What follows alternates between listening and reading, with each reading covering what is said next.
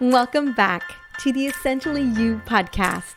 I am your host, Dr. Marisa Snyder, and I'm here to help you rock your hormones and feel great in your body so that you can reclaim more energy, vitality, and joy, and become the CEO of your health. Let's jump on in. Today, I am excited to introduce you to an epic hormone that may not be on your radar.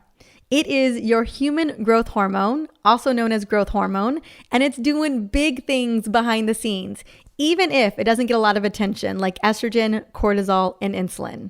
So why should you even care about optimizing your growth hormone? Well, when growth hormone is optimized in terms of levels, along with your other hormones, you can enjoy the benefits of easy fat loss, easier weight maintenance, increased energy and stamina, and so much more. Human growth hormone is one of the 3 hormones that play a key role in the hormonal switch that can take you from storing fat to burning fat. Now, the other 2 hormones are insulin and testosterone. And if you want to dive deep into how those 2 hormones are working in terms of fat storage and fat burning mode, I covered both of them in great depth in solo episodes this month.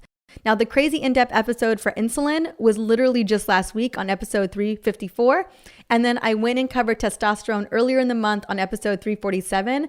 And let me tell you, the testosterone episode was one of the highest downloaded episodes we've ever had on the show because women are recognizing that those levels are lower than they would love. And they want to know what they can do naturally to boost testosterone back up. Back to growth hormone. So it's important to know that like testosterone, it is known as a build you up hormone, meaning that it plays a key role in building muscle and keeping bones strong while simultaneously breaking down fat. Now, this hormone is made by your pituitary gland, and it also plays a key role in growth, body composition, cellular repair, exercise performance, also by helping you recover from injury and disease faster. Growth hormone is central to metabolic health. And when we see problems with low levels of growth hormone, oftentimes we are looking in men, not necessarily in women, because we hadn't really focused on the impact of low growth hormone on women until recently. But what we're seeing is that many people are struggling with low levels as we move into our mid-30s and beyond. Now, no surprise, lifestyle and diet choices can significantly affect your growth hormone levels. And what is good news is that we can fix it. We can get your levels back to optimal range, which is what we really want for every single one of us, especially as we navigate our 30s, 40s, 50s, and beyond. Now, the biggest contributors to low growth hormone are going to be lack of sleep, stress, snacking on carbs all day, and living a sedentary life. No surprise, these are important levels to our overall health. So you can imagine that when we up-level these important contributors like lack of sleep, stress, how we eat, living a sedentary lifestyle, that we can actually contribute to optimizing levels of cortisol, testosterone, and insulin as well. So like testosterone, growth hormone slowly declines as you age, beginning around 30 years old. Now, testosterone, we start to slowly decline in our 20s. Growth hormone is in our 30s. Now, it's important to know that like testosterone, we don't want growth hormone to dip too low because what happens when it dips too low is that you feel prematurely old. Like you just feel like you're aging and you may feel frail, weak before your time and may even notice a loss of brain power. These aren't things we want, right? So we want to make sure that we are optimizing this. Now, overall, women continue to produce growth hormone until menopause. Then it plummets along with estrogen, progesterone, and testosterone. That's kind of when definitely all of our sex hormones take a big dive, but growth hormone also takes a big dive at this time. So given how important this hormone is for us in terms of staying metabolically flexible, strong, and resilient for many years to come, what can we do to naturally increase growth hormone levels? So here are my recommendations that I find are not only beneficial for this particular hormone, but beneficial for many of our hormones and your overall longevity. So the first thing, always foundational, is eat hormone-loving foods, protein, fats, and fiber. That is the big takeaway here. But when we go into more detail, we know that eating healthy protein will really help to bolster growth hormone. So grass-fed protein, fish, beans, lamb, bison, just making sure that you're getting high quality protein sources are going to be super clutch here because remember, it's all about that muscle mass and maintaining that muscle mass. Next is eating healthy fats. So healthy fats avocados, nuts, seeds, salmon, olives, olive oil. You know what the healthy fats are.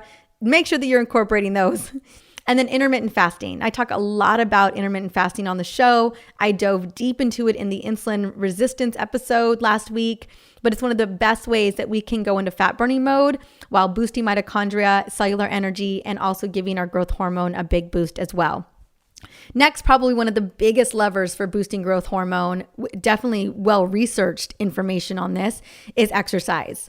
So the best exercise for boosting growth hormone for us is going to be HIIT training or Tabata training, basically sprints. So high intensity training. And what's so great about high intensity training or Tabata training, which is like high intensity on for a couple of seconds and then you're resting for a couple of seconds, is that you can do these in short bursts, like 10 to 20 minute bursts. So if I'm ever doing a HIIT training workout or a Tabata training workout, the max I'm going is 30 minutes and that's it. And that will be enough, let's say 2 to 3 times a week, really help you to build that growth hormone. So I'm committed to Tabata and HIIT trainings at least 2 to 3 times a week. Next, spending time, if you have access to this, spending time in an infrared sauna. I know not everyone does, but if you can get access to a sauna, either in your gym or a spa or something like that, it's not the make or break here at all. Reducing sugar intake definitely is. And I think we can all always work on reducing our sugar intake as much as possible. We know sugar is definitely not doing us any favors. Then a big one that I really advocate for is having a 3-hour gap between your last meal and sleep. And the reason for this has everything to do with melatonin. So we know that melatonin is a big booster, not only for sleep, but also for growth hormone. And so important if you eat an hour or so before bed, especially late night snacking on carbs, it's going to impact your body's ability and your brain's ability to boost that melatonin level and to get you the deep restful sleep that you need that will help to boost growth hormone. So I always recommend, for so many reasons, including boosting growth hormone, that you make sure that your last meal is 3 hours prior to you going to bed. And then reduce or cut out alcohol altogether. I know alcohol is not our friend. I know it can be hard, but if you can reduce it, not only for your insulin levels, your progesterone levels, your cortisol levels, your gut and your liver, your brain. I mean, there's so many reasons why reducing alcohol is so critical to your body, especially as we get older. But boosting growth hormone is a big one when it comes to either cutting out alcohol altogether or reducing it. And then another big one is going to be optimizing your sleep. So one of the best ways that we can do this is establishing a sleep routine that works for you. Now, if you're struggling with sleep, I do recommend a supplement with 3 to 5 milligrams of melatonin. When we're talking about growth hormone here, we know that 3 to 5 milligrams of melatonin will help boost growth hormone. So it works in both. It's like knocking out 2 birds with 1 stone. You also want a supplement that's got 5-HTP and herbs like chamomile and passion flower. One of my favorite formulations in my supplements is my Zen Sleep formulation because it's the perfect combination of these ingredients and many more to help boost your growth hormone and aid in getting you the deep restful sleep that you need without feeling groggy. That's so critical. So that you wake up energized and ready to rock your day. If you haven't tried the Zen Sleep and you've been struggling with sleep, I highly recommend giving it a go. Again, as I mentioned, a side bonus to this is 3 to 5 milligrams of melatonin have been researched to boost growth hormone because it's so critical in that sleep cycle and in your circadian cycle. Other supplements to consider when it comes to boosting growth hormone is going to be GABA. This is a non-protein amino acid that functions as a neurotransmitter. It is known as the calming agent for your brain and your central nervous system, but it's often used to aid in sleep.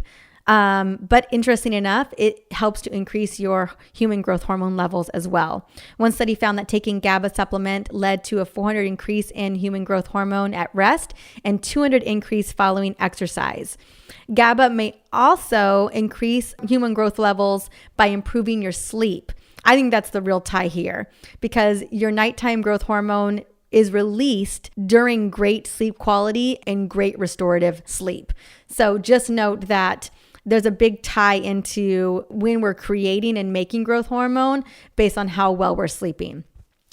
A supplement that I have that has GABA, known as Pharma GABA, is my Common Restore. What I love about the Common Restore, it's great before going to bed as well. Kind of calms that mental chatter, that worry, that anxious energy. What people usually use my Common Restore for, because it's a chewable, like it works like instantaneously, is when you're feeling anxious or overwhelmed or jittery throughout the day, you can take one of these during the day and it like instantly just soothes the brain because it brings GABA into the system.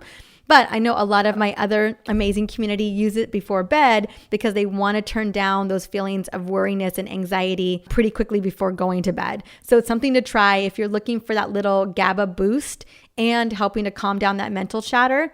The Common Restore supplement is a great supplement for getting the job done there. Other supplements to consider is glutamine. A 2-gram dose may temporarily increase growth hormone levels by 78%. Glycine is another one. Studies have shown that glycine can improve gym performance, exercise performance, and spike growth hormone. And you can also get glycine in a magnesium glycinate supplement. So I recommend taking magnesium glycinate before bed as well because it calms the central nervous system. So again, all these supplements that I'm recommending, either Zen Sleep or Common Restore or a magnesium glycinate like Magnesium Restore, all of these can be taken at night to improve sleep and to help boost growth hormone.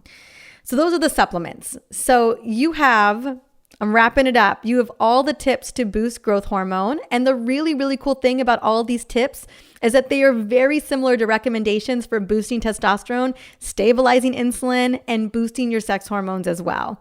What I love about that is that you really don't have to do something different or extra to optimize this hormone. Just do a lot of the lovely lifestyle tips and recommendations that I'm already offering.